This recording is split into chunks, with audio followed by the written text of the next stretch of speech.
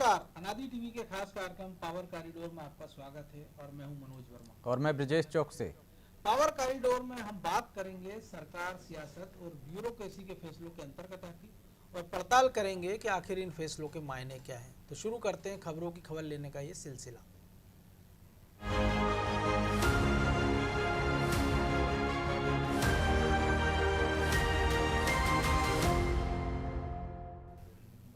मुख्यमंत्री Shivraj Singh Chauhan commissioner IG और collector SP के कामकाज की फिर से समीक्षा करने वाले हैं। पहले यह तारीख 21 फरवरी तय की गई थी, लेकिन अब इसमें बदलाव कर दिया गया है। अब जल्दी ही नई तारीखों का ऐलान किया जाएगा और इस नई वर्किंग समीक्षा बैठक में भी नई खासियत होगी। बैठक में सबसे अधिक फोकस प्राकृतिक खेती को बढ़ावा देने, कृषि के विविधीकरण की रणनीति पर होगा। इसके साथ ही कानून व्यवस्था की समीक्षा, माफिया के खिलाफ कार्रवाई, महिला अपराध नियंत्रण की स्थिति की समीक्षा भी की जाएगी। साथ ही सीएम इसके पहले 20 जनवरी को ही बैठक में दिए गए निर्देशों के क्रियान्वयन की भी समीक्षा करेंगे, जिसके आधार पर अफसरों के परफॉर्मेंस की ग्रेडिंग पर चर्चा होगी। बैठक में मनरेगा के काम की समीक्षा, वन भूमि और राजस्व भूमि संबंधी विवाद, प्रधानमंत्री सड़क निर्माण, एक जिला एक उत्पाद की समीक्षा भी की जाएगी। साथ ही अफसरों के बेस्ट काम का प्रेजेंटेशन भी होगा। एक सप्ताह में मंत्रालय ने जिलों से परफॉर्मेंस और वर्किंग रिपोर्ट भेजने को कहा है। तो इस फैसले को समझते हैं कि आखिर इसको फायदा क्या होगा और इसको कैसे कुछ नयापन इसमें हमको देखने को मिल सकता है। हमारे सहयोगी ब्रजेश हमारे साथ इसमें जुड़े हुए हैं।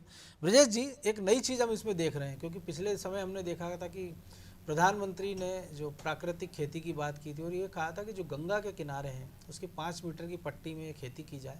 उसके बाद मुख्यमंत्री ने भी कहा था कि आइडिया मध्य प्रदेश में भी लागू किया जा सकता है और नर्मदा किनारे पट्टी में हो सकता है। इसके साथ उन्होंने अपने सहयोगी मंत्रियों से भी कहा था कि वो अपने अपने खेत के एक हिस्से में भी प्राकृतिक खेती करें। और अब इस पे बड़े पैमाने पर मुख्यमंत्री समीक्षा बैठक करने वाले हैं। तो किस प्रकार से देखा जाए, और समीक्षा इसलिए भी और देख रहे हम कि कानून व्यवस्था और तमाम चीज़ों की बात हो रही, क्योंकि पिछली बार हमने देखा था इसकी समीक्षा हुई, कई सारे जो अफसर हैं उन पर कार्रवाई हुई कि जिन्होंने गंभीर अपराधों में जिसमें सजा नहीं हुई। तो अगली बैठक में इसका और असर देखने को मिल सकता है। निश्चित तौर पर हर बैठक से प्रशासनिक कसावट लाने की कोशिश करते हैं मुख्यमंत्री शिवराज सिंह चौहान। आपने जो कहा कि प्रधानमंत्री ने कहा, तो आपको मैं याद दिला दूं, हम कई बार इस मंच पर चर्चा कर चुके हैं कि मोदी जी के कहते ही मध्य प्रदेश सबसे पहला राज्य है जहां पर उनकी योजनाओं का, उनकी बातों का अमल शुरू हो जाता है। यही वजह है कि आज प्रधानमंत्री ने फिर शिवराज सिंह चौहान की तारीफ की है। लगातार वो उनके उत्साहवर्धन करते रहे हैं कि काम को लेकर। मुख्यमंत्री ने खुद कहा है कि वो भी ऐसी खेती करेंगे एक हिस्से में, और मंत्रियों से भी कहा था उन्होंने कि आप लोग भी, आप जो खेती करते हैं मंत्री, वो भी अपने एक हिस्से में इस तरह से खेती करें। और जो पटेल ने बताया अभी कि वो कर भी रहे हैं, वो कर भी रहे हैं। तो ये भी एक प्रयास के हम उदाहरण बनेंगे, हम लोगों को बताएंगे कि किस तरह से आप बेहतर करिए खेती के लिए। तो ये पहली बार ये जो बैठक में है ये मुद्दा रहेगा। और इसके साथ साथ जो जिले के उत्पाद की जो हम बात कर रहे थे कि हर बार मुख्यमंत्री ने कहा है बैठकों में कि हर जिले का अपना एक उत्पाद हो, उसकी ब्रांडिंग की जाए, उसको उस तरह से देखा जाए कि जिले की पहचान बन जाए वो। तो आप उस दिशा में भी उन्होंने लगातार कलेक्टरों से मांगा था कि आप बताइए कि आपके ज़िले में क्या उत्पाद हो सकता है, क्या खासियत हो सकती है, कौन से उत्पाद को हम बढ़ावा दे सकते हैं, अपने ज़िले की पहचान दे सकते हैं। तो उस बारे में भी इस बार पूछेंगे। और जो आपने बात कही है मनोज जी, किस अपराधों की, और जो पिछली बार नाराज़गी जाहिर की खासकर पेटलावाद के मामले में, कि किस तरह से निर्दोष दोष करार दे दिए गए हैं अदालत के माध्यम से, तो उसकी ऐसे 10 मामले चिन्हित किए हैं गृह विभाग ने, और 10 मामलों पे पुलिस मुख्यालय से रिपोर्ट तलब की है। बाकायदा उनकी निगरानी की जा रही है कि चूक कहाँ हुई, किस अधिकारी ने, जबकि एसआईटी गठित हुई थी, एक अधिकारी सस्पेंड और कुछ को नोटिस भी दे दिया गया। लगातार अब उसकी समीक्षा कर रहे हैं और भविष्य में इस तरह की वो ना हो, इस बात पर भी मुख्यमंत्री जी ने निर्देश दिए हैं। और 7 दिन में रिपोर्ट मांगी गई। आपको जो पिछली जो बैठक हुई थी, कमिश्नर कलेक्टर कॉन्फ्रेंस हुई थी, उसमें जो दिशा निर्देश दिए गए थे उनके क्रियान्वयन हुआ कि नहीं हुआ। जो पालन प्रतिवेदन मांगेंगे, 5 जिले जो होंगे टॉप के, उनका प्रेजेंटेशन होगा वहाँ की योजनाओं का, और जो फिसड्डी जिले होंगे उन पर कार्रवाई होगी। हमने देखा लगातार पहले भी मुख्यमंत्री ऐसे अफसरों पर कार्रवाई कर चुके हैं और वो ताकीद कर चुके हैं कि अब इस तरह की लापरवाही बर्दाश्त नहीं की जाएगी। हर बार एक नया टास्क भी रहता है, तो खासकर इस बार महिला अपराधों को लेकर भी उसमें पूछा जाएगा कि क्या स्थिति है, क्यों बढ़ रहे हैं इस तरह के अपराध। हालांकि अपराधों में जो बढ़ोतरी की जो एक बात बताई जाती है कि आपका रजिस्ट्रेशन आसानी से हो जाता है मध्य प्रदेश में, कि अपराध दर्ज हो जाते हैं। हम देखते हैं कई एफआईआर बाद में झूठी पाई जाती हैं। राजधानी के ये हाल आते हैं कि लूट की एफआईआर झूठी हो जाती है, ठगी की एफआईआर झूठी हो जाती है, लेकिन बाद में स्थिति स्पष्ट हो जाती है। तो उससे आंकड़ों की वजह से नहीं, वो ये चाहते हैं कि लोगों को तुरंत न्याय मिले, जो थाने में आते हैं तो उनको। ई एफआईआर भी हो गई मध्य प्रदेश में कि आपके पास कोई छोटी मोटी घटना हुई है तो आप कंप्यूटर की मदद से आप ई एफआईआर करा सकते हैं। दूसरी एक और बात है ना ब्रजेश जी, हम देखते हैं कि जब आंकड़ों की बात होती है तो उसकी तुलना होती है कि मान लीजिए उत्तर प्रदेश से, जबकि आबादी हमारे यहाँ से 3 गुना ज़्यादा वहाँ की, हम 7.5 करोड़ हैं, वो 24 करोड़ हैं, और अपराध हम कहते हैं कि वहाँ 25,000 हुए, हमारे यहाँ 15,000 हुए हैं। तो आबादी के हिसाब से भी इसको देखा जाना चाहिए।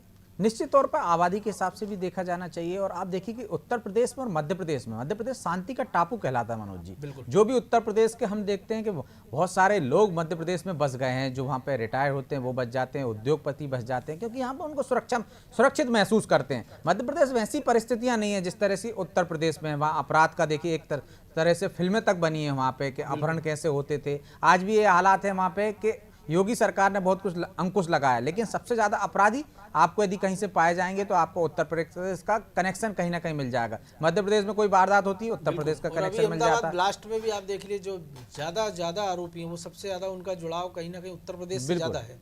तो निश्चित तौर पर ये एक यहाँ पे शांति का टापू इसलिए कि पुलिस जिस तरह से कार्रवाई करती है, जो एक आध दो लापरवाही हो जाती है, जो राजनीतिक रूप से मुद्दे बन जाते हैं मनोज जी, उनको हम छोड़ दिए जाए तो बाकी के मामलों में मध्य प्रदेश में ऐसे हालात नहीं है कि कोई आप किसी की जमीन पे कब्जा कर रहा हो, कोई दबंग इस तरह से हो। कुछ घटनाएं होती हैं, कुछ ग्रामीण क्षेत्रों में होती हैं, लेकिन उस पर भी तुरंत कार्रवाई करती है सरकार। लेकिन एक और चीज़ है, जो कृषि के विविधीकरण की बात हो रही है, क्योंकि हम देख रहे हैं कि लगातार सोयाबीन या गेहूं की खेती या धान की खेती हो रही है, तो एक दो समय के बाद उसमें गिरावट आ जाती है, कभी अफलन की स्थिति हो जाती है।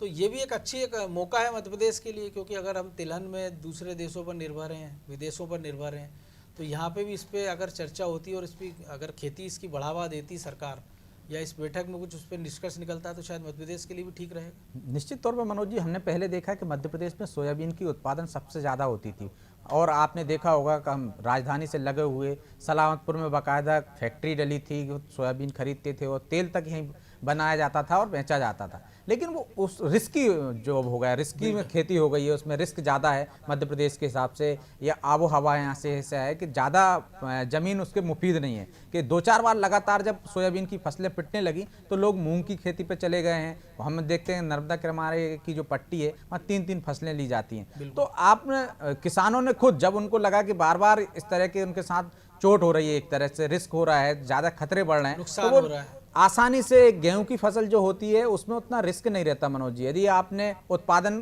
कम भी होगा, ज़्यादा बारिश भी हो जाएगी या कोई भी वजह आएगी, तो वो एक ऐसी फसल होती है जिस पे भरोसा होता है कि बाकी एक फसल में यदि नुकसान होगा तो उसकी भरपाई हम गेहूं से कर सकते हैं। इस कारण मुझे लगता है किसानों का रुझान है, वो सरकार यदि उनको उस तरह से करेगी, प्रयास होगी कि दूसरे माध्यम में जाए, तो भले ही तिलहन की तरफ ना जाए, लेकिन दूसरे भी आप जैविक खेती की जो बात कर रहे हैं, अन्य उत्पादों की तरफ बात कर रहे हैं, तो उसको चिन्हित करेंगे, प्रोत्साहित करेंगे, तो उस पर लोगों का जरूर, किसानों का रुझान आएगा और आगे इस दिशा में बढ़ सकते हैं मध्य प्रदेश में। चलिए अब अगली खबर की ओर रुख करेंगे। मध्य प्रदेश के नए डीजीपी को लेकर छाए संशय के बादल छटने का नाम ही नहीं ले रहे हैं, जबकि इससे पहले तक नए डीजीपी को लेकर स्थिति स्पष्ट होती रही है। इस बार सरकार खुद मीडिया में आ रही खबरों का खंडन कर रही है। इससे साफ जाहिर है कि प्रदेश पुलिस के मुखिया के इस पद को लेकर कितनी कशमकश चल रही है। दावेदार एड़ी चोटी का जोर लगा रहे हैं। शायद यही वजह है कि सरकार ने पैनल बनाने के बाद भी भेजने की बात से इनकार कर दिया। इसके पीछे तर्क दिया जा रहा है कि कुछ दावेदार चाहते हैं कि उन्हें भी वर्तमान डीजीपी विवेक जौहरी की तरह ही मौका मिले, यानी उन्हें भी एक्सटेंशन चाहिए, लेकिन इसका एक धड़ा खिलाफत कर रहा है। इसी वजह से गृह विभाग ने साफ कर दिया है कि अभी पैनल ही नहीं भेजा है। लेकिन इतना तय है कि सरकार ने नए मुखिया का निर्णय ले लिया है और वह अभी बेवजह के विवाद को टालने के लिए घोषणा नहीं कर रही है। अब देखना यह है कि दावेदारों में कौन बाजी मारता है, या फिर सरकार चौंकाने वाला निर्णय लेकर सभी को एक बार फिर चौंकाने जा रही है। इसी पर चर्चा करेंगे मनोज जी। हम देख रहे हैं कि लगातार पहले भी हमने देखा है कि जब डीजीपी के फैसला होता है तो पहले से स्थिति स्पष्ट हो जाती है कि आप उनके साथ काम करने लगते हैं, सीखने लगते हैं, ओएसडी बना दिया जाता है। लेकिन अब वैसी परिस्थितियां, बाकायदा सरकार खुद कह रही है, गृह मंत्रालय कह रहा है कि हाँ अभी हमने कोई पैनल नहीं भेजा, अभी कोई डिसाइड नहीं हुआ। इसको कैसे देखते हैं आप? देखिए, जिस प्रकार से हमने देखा था कि जब राजेंद्र कुमार को बनाया गया था और जैसे फिर विवेक जौहरी की नियुक्ति हुई, कि जिस प्रकार से विवाद हुआ, इस बार भी 2-3-4 बड़े दावेदार हैं और एक ही बेच के जब कई सारे अधिकारी होते हैं तो किसी एक को सुपरसीड करना बड़ा मुश्किल काम होता है। फिर दूसरा जो सुप्रीम कोर्ट की गाइडलाइन है और तमाम सारी चीज़ें हैं कि अगर आपका अधिकारी जिसको आप डीजीपी बना रहे हैं उसकी कार्यशैली कैसी है, क्या वो सरकार के साथ कितना चल पाएगा, उनकी छवि ईमानदार है या नहीं है, कोई पुराने आरोप प्रत्यारोप में तो नहीं घिरे रहे हैं, कि कोई विवादित छवि तो नहीं है। इसके साथ ही परफॉर्मेंस में और दूसरी एक बड़ा सरकार के सामने संकट ये कि जो भी डीजीपी बनेगा कम से कम 2 साल का उसके पास कार्यकाल होगा।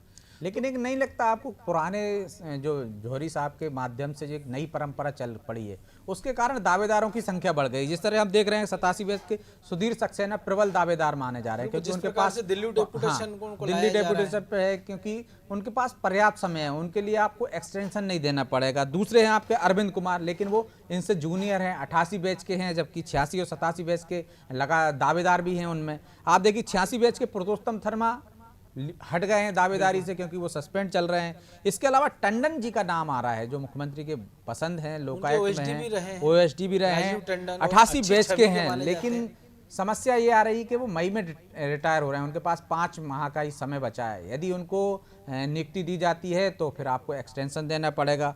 87 बैच के राजेंद्र कुमार भी हैं जो अक्टूबर में, उनके पास 10 महीने का समय है, अक्टूबर में रिटायर हो रहे हैं। तो यदि उनको आप बनाते हैं तो आपको एक्सटेंशन देना पड़ेगा। खत्म होने आधा फरवरी हो चुका अरुणा मोहन राव भी एक दावा, यदि जो हम चर्चा करें तो अरुणा मोहन राव अगले महीने ही रिटायर हो रही हैं डीजीपी के साथ। और पवन जैन का नाम है, हाँ उनके पास जरूर 12 से 13 माह है मनोज जी। यदि उनको बनाया जाता है तो आपको फिर भी एक्सटेंशन देना पड़ेगा जिस तरह से विवेक जौहरी जी को दिया गया था, क्योंकि सुप्रीम कोर्ट की जो गाइडलाइन है कि कम से कम डीजीपी का कार्यकाल 2 साल होना चाहिए। और उसमें एक और चीज है ना ब्रजेश जी, जब सरकार हमको लग रहा है कि 1.5 साल के अंदर अंदर चुनाव में चली जाएगी तो सरकार कोई ऐसा मुखिया नहीं बनाना चाहेगी कि जिसको एक्सटेंशन देना पड़े और जिसको लेके चुनाव आयोग कोई टिप्पणी करे या विपक्ष उस पर आरोप लगाए, फिर बीच चुनाव के अंदर कुछ ऐसा करना पड़े कि किसी नए अधिकारी को पैनल के साथ बिठाना पड़े।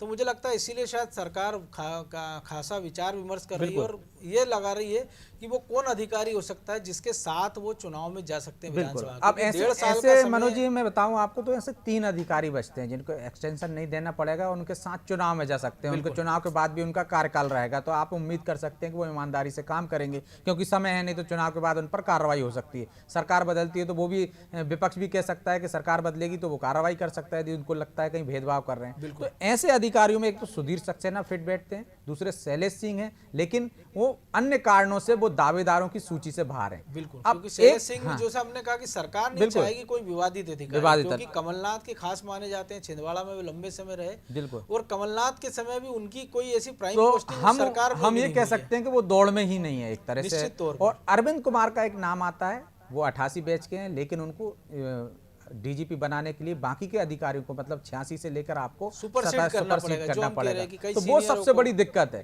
तो ऐसा कह सकते हैं कि सुधीर सक्सेना एक तो प्रबल दावेदार भी है, दौड़ में सबसे आगे हैं। अब बाकी के यदि टंडन को बनाते हैं तो उनको आपको एक्सटेंशन देना पड़ेगा। तो सरकार इसी कस्म में फंसी हुई है। तो जहां तक कह सकते हैं कि जो यदि परंपरा चली, जो दूसरे सुपर एक्सटेंशन नहीं करने की जो बात उठ रही है, यदि इसको नहीं माना जाता है या नहीं लागू किया जाता है, क्योंकि उसको लागू करने से दूसरों का हक भी मारा जाता है, तो उसका भी एक विरोध हो रहा है। क्योंकि एक बार आपके डीजीपी बनाने के कारण, विवेक जौहरी के कारण, यदि वो पहले रिटायर हो जाते हैं तो बाकी के लोग जो उनके साथ वाले हैं या उनके पीछे वाले हैं, उनका डीजीपी के मामले में भी ऐसा था कि जब ये कहा गया कि उन्होंने मना कर दिया बनने से पहले, लेकिन बाद में चीजें दूसरी निकल कर आई और सरकार उस समय की कमलनाथ सरकार भी नहीं चाह रही थी उनको डीजीपी बनाया। अब कमलनाथ सरकार ने एक और प्रयोग किया था मनोज जी, कार्यवाहक डीजीपी का। बिल्कुल, तो उस पर भी एक तरह से चर्चा चल रही है कि कार्यवाहक डीजीपी भी बना सकते हैं, लेकिन ऐसी संभावना है नहीं। सरकार ऐसे एक गलत परिपाटी होगी, और ये तब होता है मनोज जी जब सरकार अल्पमत में हो या उनको कुछ ऐसे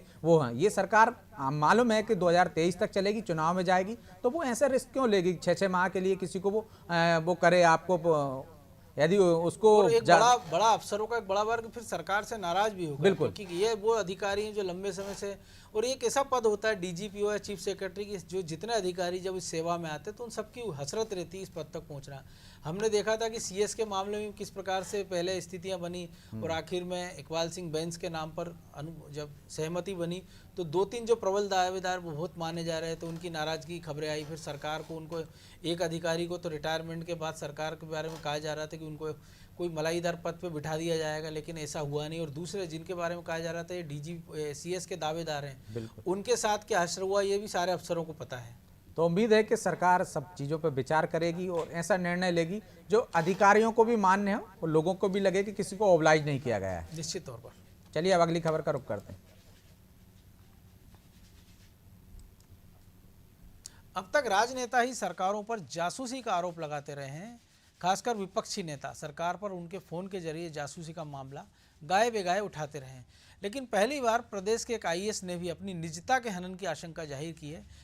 यह महिला IAS ने सोशल मीडिया पर अपने साथ हुई एक घटना का किस्सा शेयर किया और आशंका जताई कि उनकी बातें कोई फ़ोन पर सुन रहा है। मामला अपनों के बीच से अचानक मीडिया में आ गया। फिर क्या था, बवाल मच गया, क्योंकि इससे कुछ दिन पहले ही एक कांग्रेस विधायक ने प्रेस कॉन्फ्रेंस बुलाकर खुद के साथ नेताओं और पत्रकारों की जासूसी का गंभीर आरोप लगाया था। उनका आरोप था कि पुलिस ने उन्हें एक बाइक चोर बताकर उनकी CDR निकलवाई। इस तरह अन्य लोगों की भी जासूसी की गई। मामले की DGP से जांच की मांग की गई थी। मामला शांत होता उसके पहले ही IAS ने भी वैसा ही डर जाहिर कर दिया। तो आखिर समझेंगे हमारे सहयोगी ब्रजेश के साथ कि ऐसा हो क्यों रहा है।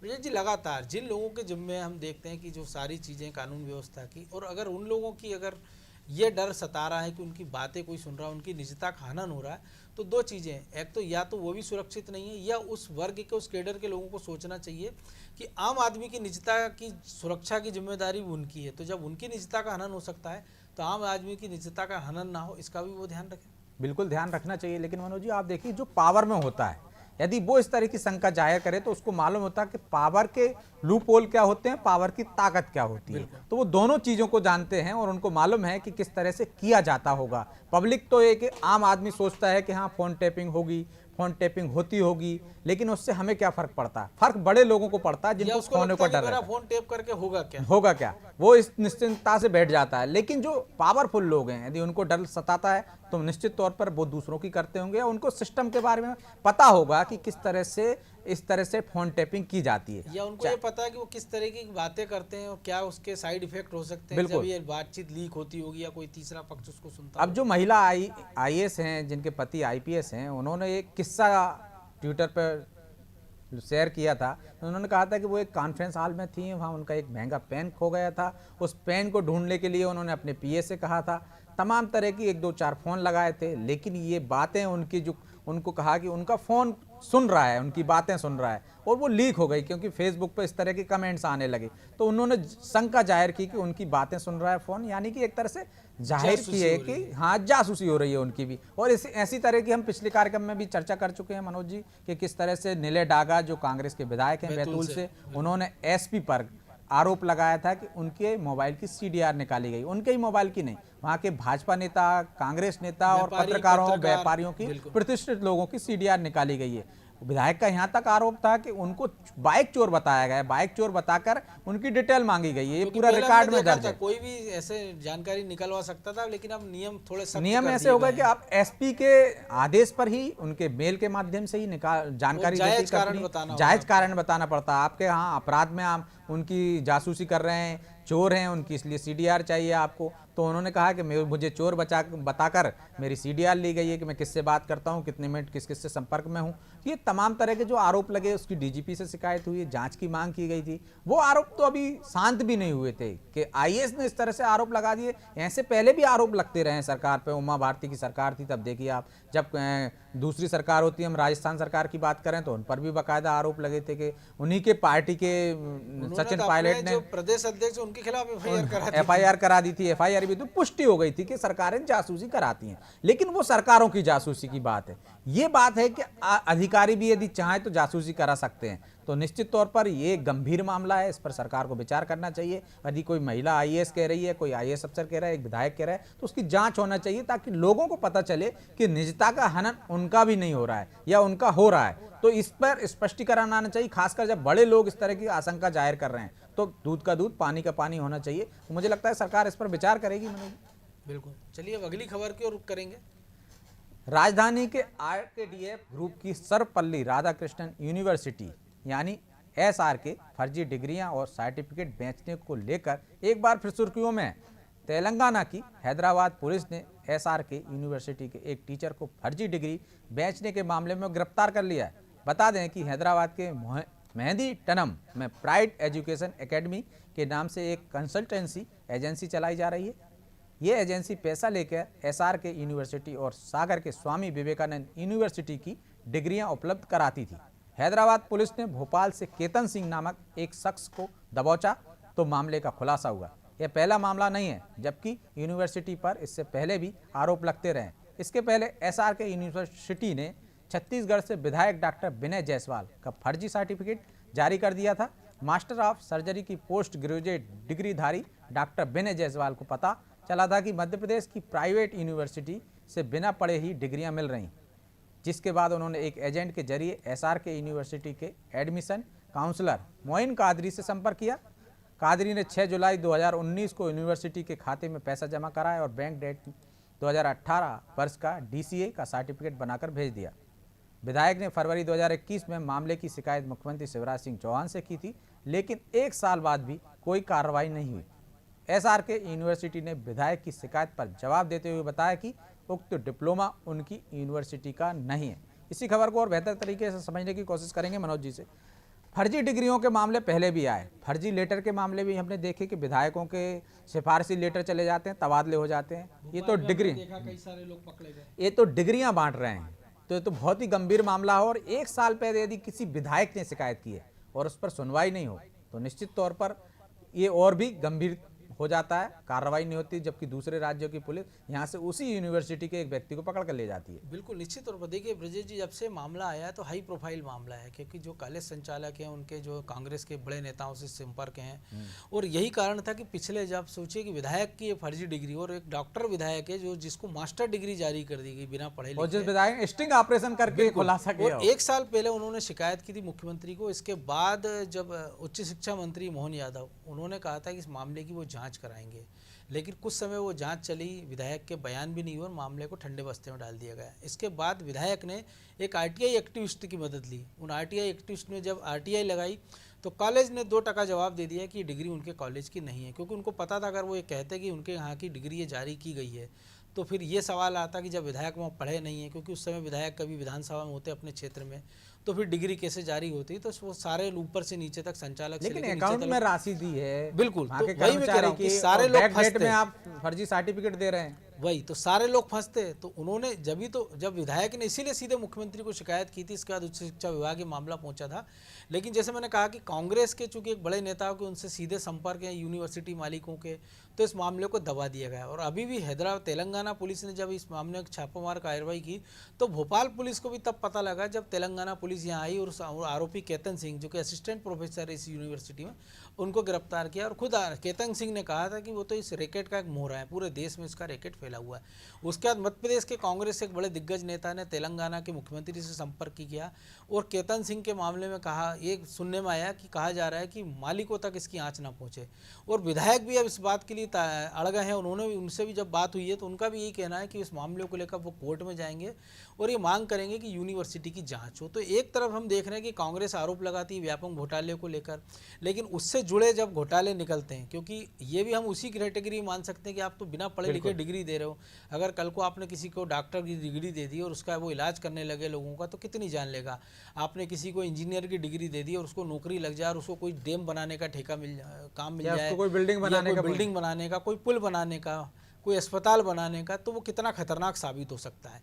तो निश्चित तौर पर अब जो विधायक हैं वो उसमें कोर्ट में जाने की शरण की बात कर रहे हैं, लेकिन इसके बाद भी उस शिकायत पे 1 साल बाद तक कोई कार्रवाई की शुरुआत हुई नहीं। बयान देने वाले संत को या बाबा को यहाँ से पकड़ के ले जाती है पुलिस और पुलिस को पता नहीं चलता तो बवाल मच जाता है, 2 राज्यों की पुलिस भिड़ जाती है। बिल्कुल, लेकिन जब एक अपराधी को जो कि फर्जी डिग्रियां बांट रहा है उसको गिरफ्तार करके भोपाल से ले जाते हैं राजधानी से, और पुलिस को खबर नहीं लगती है, ये भी एक गंभीर मामला है। इस पर भी गृह विभाग को संज्ञान लेना चाहिए, गृह मंत्री को संज्ञान लेना चाहिए और कार्रवाई करनी चाहिए। यदि आपके यहाँ फर्जीवाड़ा हो रहा है, ये तो एक मामला है, वहां से रिपोर्ट लेनी चाहिए और यहाँ पे दूसरी FIR दर्ज करनी चाहिए, आपको जांच करनी चाहिए। और जब आपके पास ऑलरेडी पहले से शिकायत मौजूद है तो उस पर आप क्यों कार्रवाई नहीं करते? ये एक बड़ा सवाल है, क्योंकि आपको जब लिखित शिकायत और शिकायत करने वाला भी प्रतिष्ठित आदमी, एक विधायक है वो, और मैं सबूतों के, क्योंकि वो खाते में जो पैसा दिया है उसका ट्रांजैक्शन उनके पास है, RTI की पूरी जानकारी उनके पास है, और इसी को लेकर वो बात कर रहे हैं कि वो कोर्ट की शरण लेंगे।